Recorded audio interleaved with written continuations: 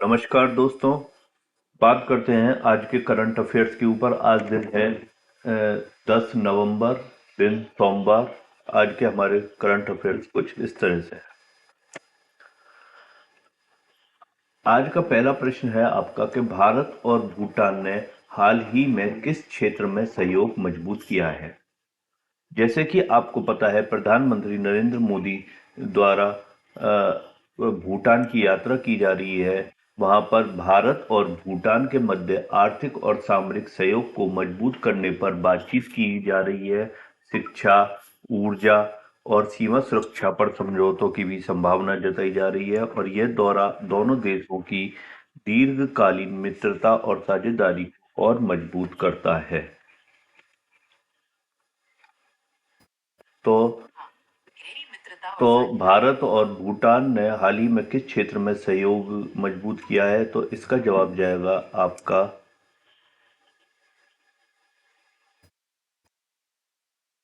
B. इसका जवाब होगा आपका आंसर बी। चलिए चलते हैं हम अपनी अगली सुर्खी की तरफ। हमारी अगली सुर्खी कहती है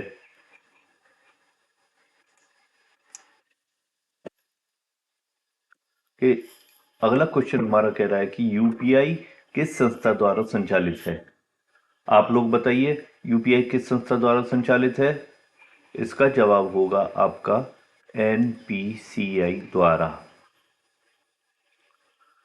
बढ़ते हम अपनी अगली खबर की तरफ। हमारी अगली खबर कहती है कि महिला आरक्षण कानून लागू होने से पहले आवश्यक प्रक्रिया क्या है। इसके लिए आपको ये जानना होगा कि निर्वाचन आयोग द्वारा लोकसभा और विधानसभा क्षेत्रों का नया परिसीमन किया जा रहा है, और उम्मीद ये जताई जा रही है कि यह कानून भविष्य के चुनावों में लागू हो सकता है। इसलिए महिला आरक्षण कानून लागू होने से पहले आपके निर्वाचन क्षेत्रों का परिसीमन किया जाएगा। अब चलते हम अपनी अगली खबर की तरफ। हमारी अगली खबर कह रही है कि मिंटू मैन थर्ड मिसाइल क्या है, किस प्रकार की है। Mintu man third missile America द्वारा विकसित की गई है। यह एक अंतर महाद्वीपीय बैलिस्टिक मिसाइल है, इंटरकॉन्टिनेंटल बैलिस्टिक मिसाइल। अभी आपको कुछ दिनों पहले की एक घटना पता होगी कि रूस द्वारा बुरवेस्तनिक मिसाइल का, हाइपरसोनिक मिसाइल बुरवेस्तनिक का भी परीक्षण किया गया है। तो लोग बाग उसी परिप्रेक्ष्य में इसे भी जोड़कर देख रहे हैं कि ये अमेरिका द्वारा जैसे रूस ने उसका टेस्ट करा है, ऐसे ही अमेरिका ने भी मिंटू मैन थर्ड मिसाइल का परीक्षण किया है। अगर हम देखें तो मिंटू मैन थर्ड मिसाइल किस प्रकार की है, तो इसका जवाब होगा आपका सी। और इससे इससे एक प्रश्न और क्रिएट होता है। वो क्रिएट होता है कि भारत की हाइपरसोनिक मिसाइल कौन सी है। आपको ध्यान रखना है बेटा, कि भारत की सुपरसोनिक वो हाइपरसोनिक मिसाइल है ध्वनि। अब चलते हम अपनी अगली खबर की तरफ। ये कह रहा है कि इसरो का पृथ्वी अवलोकन उपग्रह किसमें उपयोगी है। इसरो द्वारा एक पृथ्वी अवलोकन उपग्रह छोड़ा गया है, जो कि मैंने अभी कुछ दिनों पहले आपको क्लास में बताया था।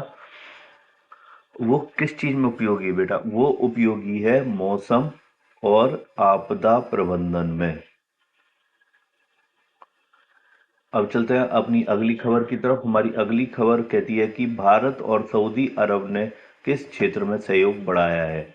आपको इसके लिए ये जानकारी दे दूं, भारत और सऊदी अरब के बीच रक्षा सहयोग बढ़ा है। इसमें दोनों देशों ने नौसैनिक सहयोग और संयुक्त अभ्यास को बढ़ाने पर सहमति व्यक्त की है। तो भारत और सऊदी अरब ने किस क्षेत्र में सहयोग को बढ़ाया है, इसका जवाब होगा आपका बी, रक्षा और नौसेना।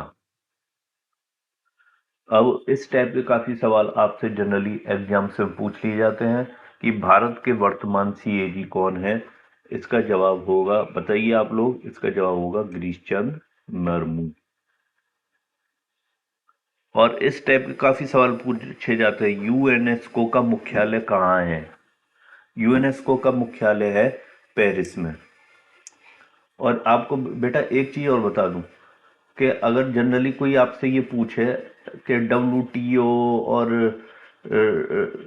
WPO इन सब के मुख्यालय कहाँ हैं, तो आप ये जनरली एक ध्यान रखिएगा, जहाँ W स्टार्ट हो जाए और O खत्म हो रहा हो, तो आप उसका जवाब हमेशा जेनेवा पे दे के मारिएगा, जेनेवा पे।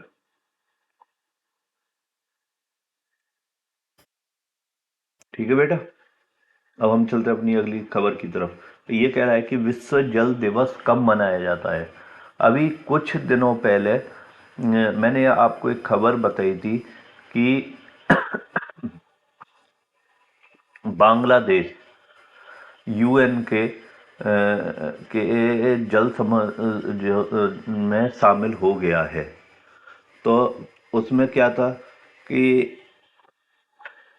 उसका वो UN के जल मसौदे में इस वजह से शामिल हुआ कि वो चाह रहा था कि गंगा, तीस्ता और ब्रह्मपुत्र नदियों में जो जल आ रहा है उसका बंटवारा उसे एकदम सही तरीके से मिल सके। तो इसी क्रम में ये खबर है, विश्व जल दिवस कब मनाया जाता है। विश्व जल दिवस बेटा वैसे 22 मार्च को मनाया जाता है। और इसका एम क्या रहता है बेटा, इसका एम रहता है कि जल का संरक्षण करना, पानी के सही उपयोग की प्रेरणा देना, भविष्य के पीढ़ियों के लिए जल संसाधन बचाना।